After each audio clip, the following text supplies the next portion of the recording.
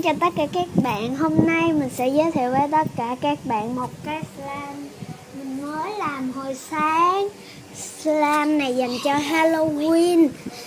Slime này tên là slime mắt cá. Lý do tại sao nó tên là slime mắt cá thì mình sẽ nói cho bạn biết.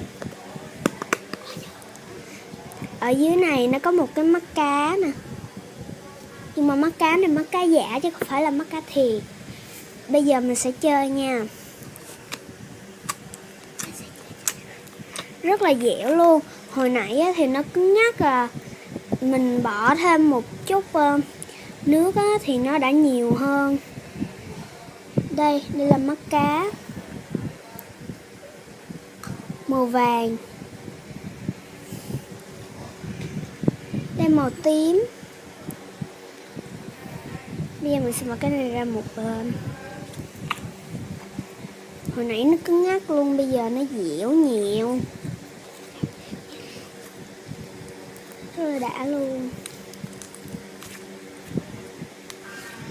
Nó chơi rất là đài tay, rất là đã.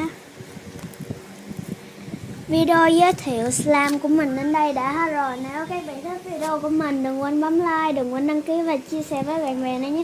Xin chào tất cả các bạn và hẹn gặp lại tất cả các bạn ở những video sau. Bye bye.